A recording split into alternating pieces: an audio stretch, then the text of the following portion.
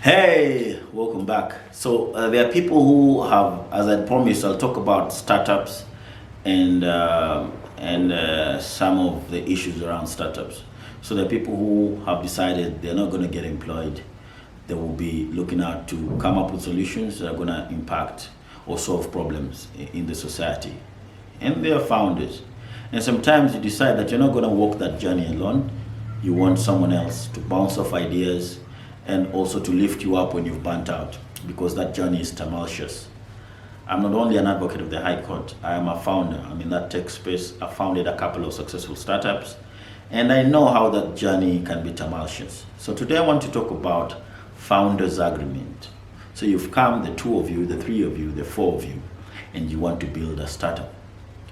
What are some of the things that you need to consider before you put pen to paper? Okay? And some founders make this mistake. They just tell the lawyer, hey, create for us a founders agreement and we'll sign it and we'll go. But that's a grievous mistake. Before you put down a founders agreement or before a lawyer gets involved into putting down a founders agreement, you as the founders must have sat down and discussed.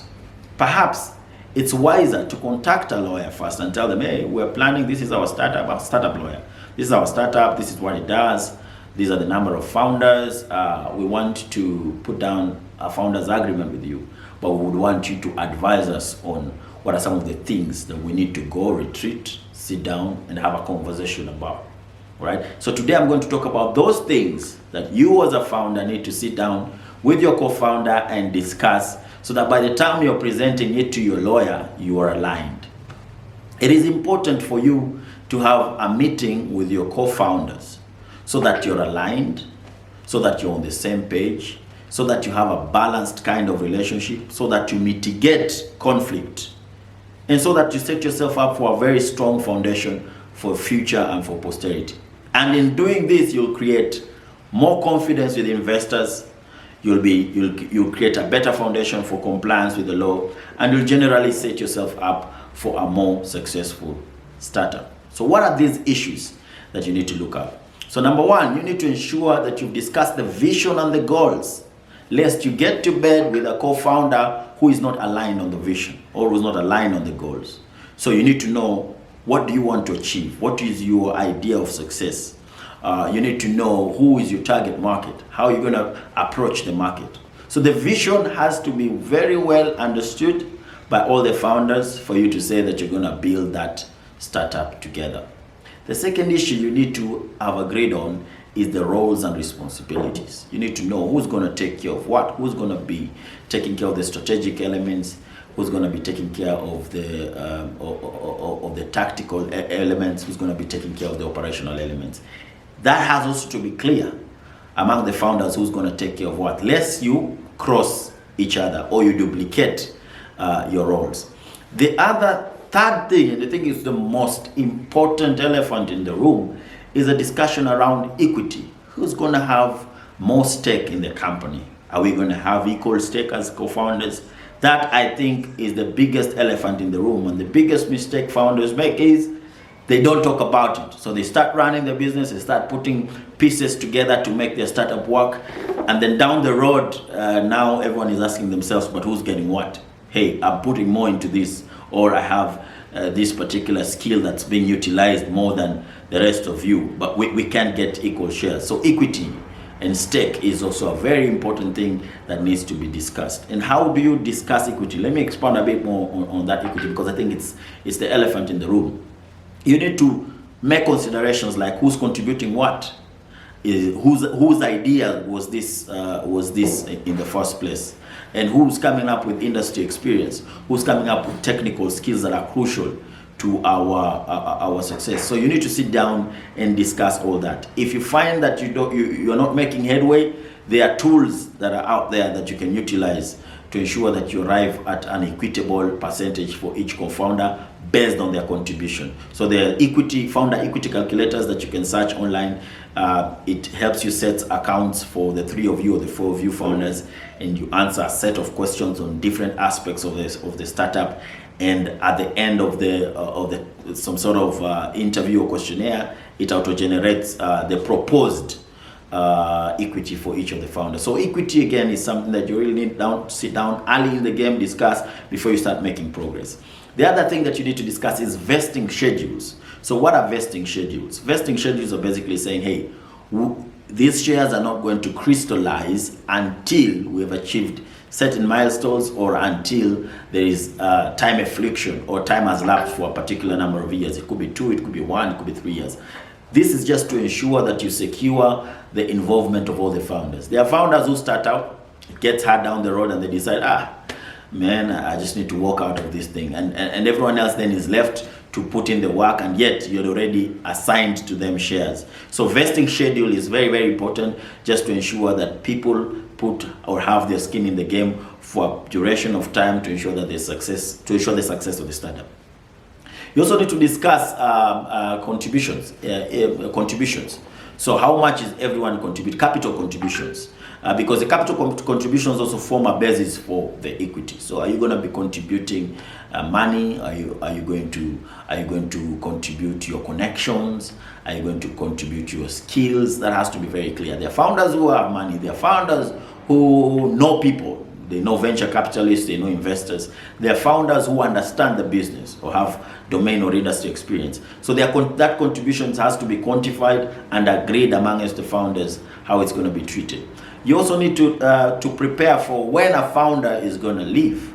So there are founders who, as I said, down the road, they find it hard or they get other opportunities. How are you going to treat the exit of a founder? How are you going to treat their shares? Are you going to reallocate them to all the other founders, or are you going to have the shares bought back by the company, or are you going to just have the shares hanging somewhere? How are you going to do that? When a founder decides that they're downing their tools, how do you deal with that situation? The other thing is conflict. Someone once said that if you put vikombe kwa kikapu, hazitakosa kugongana. And kikapu is basically you cooking out something nice, but vikombes are in there, zitagongana. And how do you deal with conflict when they arise? Are you going to go to court directly? Are you going to go to an arbitrator? Are you going to seek industry experts to come and help you resolve your conflict? That has to be documented. How will you deal with accounting and financial issues? That's also another big devil. Once money starts coming in, I don't know, the devil just pops up from somewhere, and a relationship that has been stable for a very long time gets ruined. So you need to have meticulously laid out how you're going to deal with finances. Once money starts coming in, how you're portioning the finances. Are you going to pay expenses first? Are you going to pay ourselves first? That has to be very clear. Also, how you handling equity for investors. When investors are coming in, how are you handling that relationship? There's some investors that come in and all of a sudden start controlling some of the founders, or they start favoring one founder over the other, or they want a lot of shares, or is in fact the wrong investor. So which investors in fact are you going to approach? How are you going to approach them? What is the extent of shareholding you're willing to lose? What is the extent of control you're willing to cede? What is the extent of influence you're willing to allow in your startup? So there are issues to do with succession planning. What happens when someone dies? Where do their shares vest to? Who is their next person? You need to plan around that. There's an issue to do with board. Are you going to get people who are more experienced to come and help you govern? What will be their role? What will be their influence? What will be their compensation? What is the time commitment to the startup? Because there are other startup founders who will be full-time. So mimi niko hapa na ngangana na hii startup, I think about it every day, I go out of my way every day, but there's another founder who's employed elsewhere, earning a salary elsewhere. How are you going to deal with that? How are you going to reconcile that so that one doesn't feel changed over the other? And if there's someone who's committing more, then equity dictates that they should get more. So those are some of the things. This is not an exhaustive list, but these are some of the crucial things that as startup founders, as a starting point, you need to start discussing. Contact a startup lawyer who understands this terrain, been there, done that. They'll be able to tell you these are some of the issues that you need to discuss candidly candidly, and some of them might get very uncomfortable. Some conversations might be very uncomfortable. But when you discuss candidly, then you get to align, and you get to a level of trust and certainty amongst yourself. Never go to a lawyer and just instruct them to draft for you a founder's agreement. They'll probably draft for you something generic that does not capture the essence of your relationship. Capture also each of the founders' strong points. Get to know, have them elaborately captured to the lawyer that this startup founder has this expertise, this other one has this other one has this, and based on that, they'll be able to contribute to issues that you can go retreat, discuss, and revert to him with a solid position for him to move forward. Again, I'm here, this courtesy of Ikulu Suites. Ikulu Suites is an Airbnb apartment located on Status Avenue. They've been gracious enough to allow me to shoot my videos here, and one good turn deserves another. So if you're coming into Nairobi, or if you're in Nairobi, or if you're near town and you just need a place where you can have a meeting real quick, I'll put the numbers below. You can contact them and they'll give you a good deal. If you contact me, I can even get you a better deal. So as always, this is Law 254, your favorite legal show. We are out to demystify the law for you.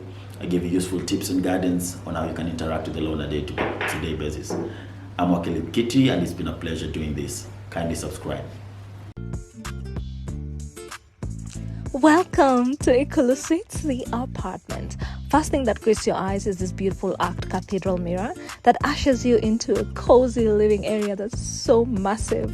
Right next to it is a dining area that has some rustic vibes. I love the chandeliers, the baskets on the wall, and that mirror must be the main character in this dining room story.